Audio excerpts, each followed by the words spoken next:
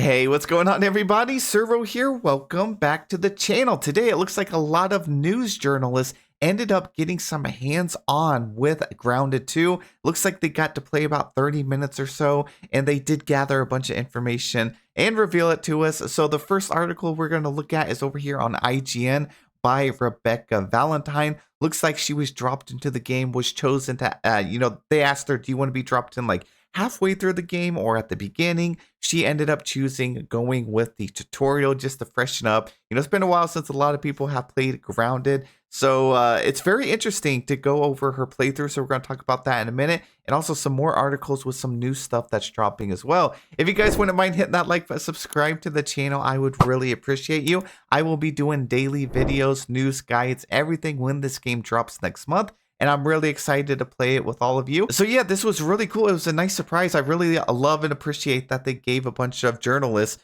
a first look at this, actually let them play it. And then they were able to provide some feedback for all of us. So I think that's really exciting. Let's see what Rebecca Valentine said here. So she starts off by saying, it's admittedly hard for me to say much about the ways in which Grounded 2 differs from the first Grounded just based on the small snippet that I played. I was given the option to jump into a later section of the game, but I opted for the tutorial to refresh my Grounded skills, which have gotten a little rusty. Thus, much of what I saw through the tutorial was, well, more Grounded. It's the same kids, albeit 2 years older, shrunk down to ant size thanks to the shady dealings of a company called Omni-tool. Once shrunk, they suffer from a touch of amnesia that leaves them with little memory of what they've been doing pre-shrinking. But luckily, our teens do remember the gist of their last tiny backyard adventure, even if they must reacquire many of the skills they developed the first time around.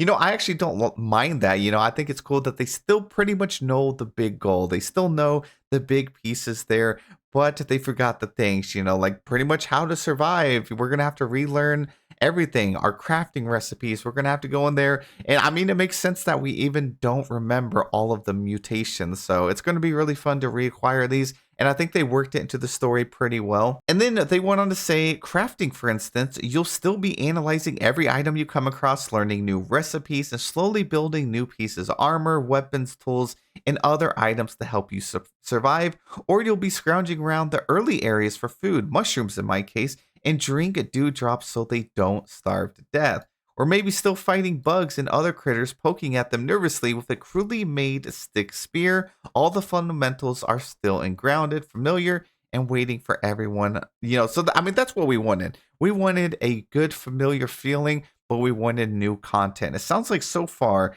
on their short playthrough, that's the vibe that they ended up getting. So that's pretty exciting. Now, here's something that's going to be a little controversial. So they have something new called the Omni-tool right here. So Rebecca goes on to say, what's new here was a little less obvious in a short early game sample, but I did get a taste of some of it.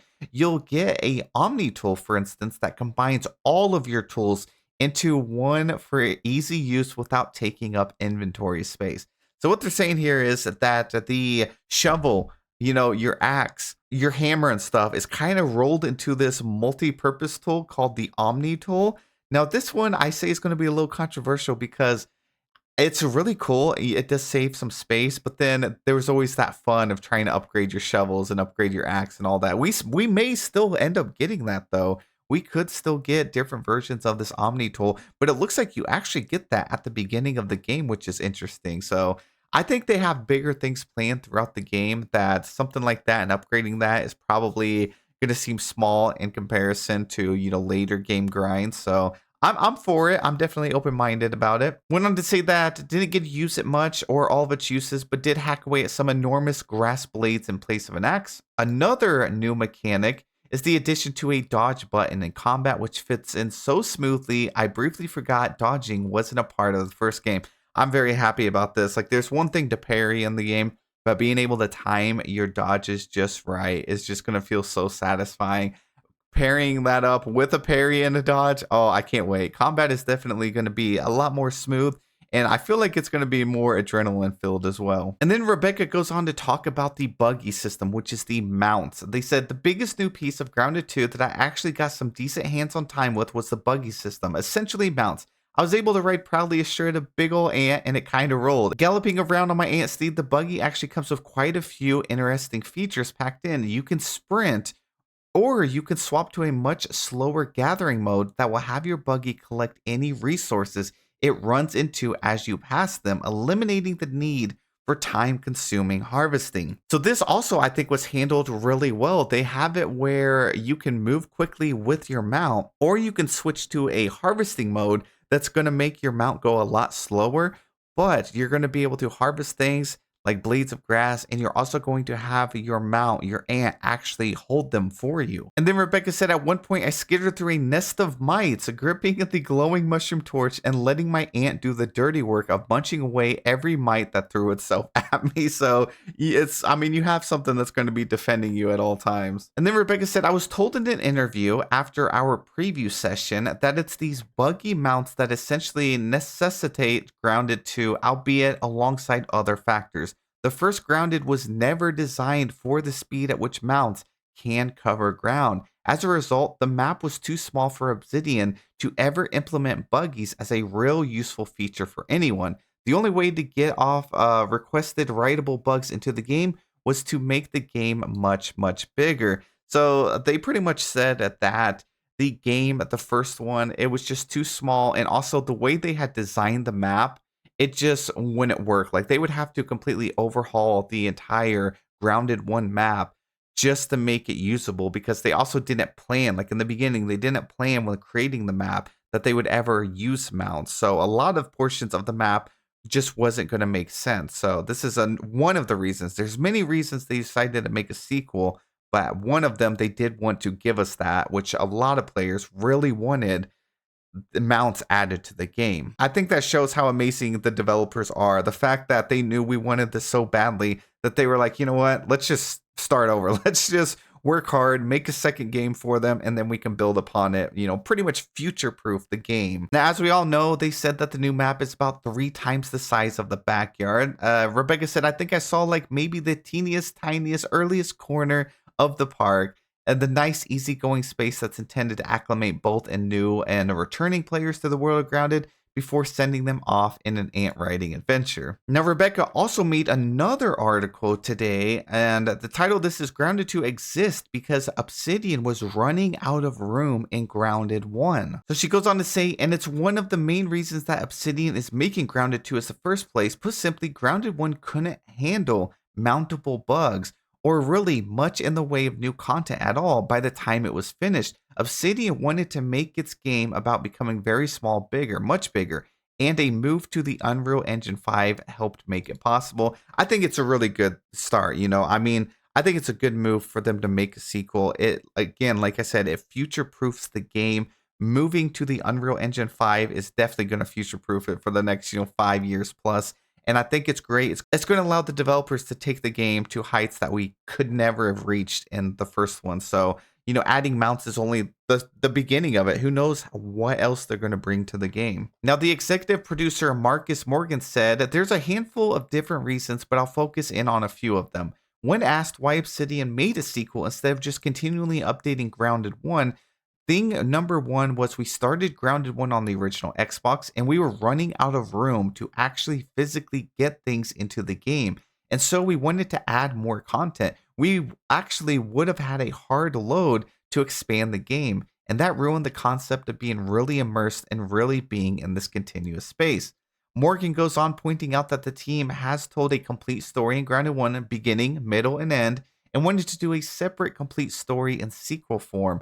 But finally, there were the bug mounts, or buggies as Obsidian playfully calls them. Morgan said, we had already prototyped on making multiple creatures in Grounded 1.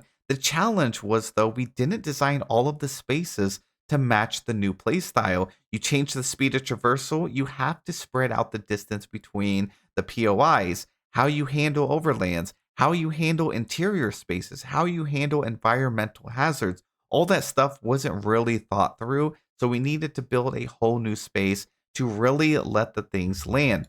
So again, I'm going to say that is the great thing about Grounded 2. They have been getting feedback from all of you, all of us, all of the players for 5 years now. And that they were able to build this game pretty much from the ground up with some things in mind. Again, things that we probably don't know is coming to the game yet. This game has been more future proofed, and it's allowing the developers more creative freedom because they have made such a bigger map as well. And as some of you may know, Obsidian actually isn't making Grounded 2 alone. The team is partnering with developers between Marvel's Guardians of the Galaxy, Eidos Montreal for co-development. It's a partnership which Morgan praises highly for how well the teams have worked together. He said, turns out the studio had a lot of big Grounded fans on board, enough that it was the Eidos team who selected and refined the premise of Grounded 2 story and antagonist. That was enough to sell Morgan and his colleagues on Eidos as a co-developing partner. Now, I got another article here by Joseph Bradford over on MMORPG.com, and they have a little more information as well, so let's go ahead and go through it. And all the articles that I'm using in this video are going to be linked down below, so if you want to read through them fully, I definitely think it would be great. There's a lot of information that I'm not going over. They said from the jump, it was immediate that Grounded 2 was a more mature experience. From a character who simply said the word SHIT out of the gate as they woke up in the Omni-tool lab, having been shrunk down to the size of an ant yet again, to some of the more darker tones, darker themes, and elements that unfolded during my 30-minute gameplay demo over the weekend at the Xbox Games Showcase. Grounded 2 is clearly highlighted that its characters have undergone some growth alongside the game experience itself. So it makes sense, the game came out 5 years ago. A lot of people, even if you were younger and you started playing this game, most of you are 18 plus by now. So they've kind of shifted to a more darker, more mature tone throughout the game, which I think is really exciting. And the characters in the game have grown up themselves as well. So they said in the gameplay demo, I got to experience much of the early game, waking up in the lab and getting my bearings without spoiling the story itself. Our 4 main teens from before, Hoops, P, Max, and Willow, find themselves shrunk again, this time in Brook Hollow Community. Obsidian states that the play space is about 3 times larger than the backyard from Grounded, and even smaller starting area is the same size as the original map altogether. And I believe them. During my gameplay demo, I felt like I barely scratched the surface of what there was to see emerging from the Omni-tool lab, to find myself surrounded by dandelion stalks, blades of grass, crumpled soda cans, and more. Visually, Grounded 2 looks much better than the first. Not that it looked bad before, and a large part of that is upgrading to the Unreal Engine from 4 to 5. The upgrade and the shift to current generation console and PC allows for larger play spaces as well, complete with multiple biomes such as an overturned ice cream cart that creates a frigid wasteland for players to explore. Now, they went on to say that much of the initial gameplay is there. You'll take your Omni Axe and chop blades of grass, collect them, dewdrops, craft rudimentary web to do you harm. They said combat feels a bit more refined, thankfully. Hits don't feel as floaty as I remember them in the first game, and the inclusion of a dodge really adds a new element to the mix. I spent some time chopping down grass, collecting clover leaves, and some tree sap in order to make some armor and a workbench to mediate the mood that these survival crafting games put me settling really quick. What broke the flow was having to go and get each new resource analyzed at a special analyzer, which felt a bit tedious. Now, it looks like early on in their playthrough, remember, they were only playing for like 30 minutes, already got the Omni-tool amounts, and said, I also experienced a few new bugs along the way, such as the giant caterpillar crawling on a blade of grass above me to the small plodding snail on the small dirt hill as I rounded the corner. However, the highlight of the demo was I was able to run around the park on the back of my very own buggy. So yeah, it sounds like you get it very early on. Now here's something pretty funny. They said, however, with the more massive Brook Hollow Park as a setting, this isn't an issue, and players will be able to mount up on their red soldier ant or orb weaver spider, which when Arachnophobia Mode is enabled, becomes something of a bouncing ball. According to Marcus. So imagine just rolling around on a bouncing ball as your mount. So what do you guys think? What's your thoughts down below? I'm really excited for this. I really hope they start revealing more and more information, the days and weeks leading up to the next update. Hopefully we get another little trailer, but I'm pretty excited for it. It's nice that we kind of have an idea of how the game is going to start out. You wake up actually in the Omni lab, and it looks like you're just going to go out there. I don't know exactly why. It's almost like we're partnering with Omni a little bit. Like we are purposefully going back. Are we the good guys? Are we the bad guys? Who is the good guys anymore? I don't know. All I know is we're getting smaller again. and we're going to go and kill some bugs. And I'm really hyped for it. If you guys are too, be sure to hit that like button, subscribe to the channel, and I'll see you guys in the next one.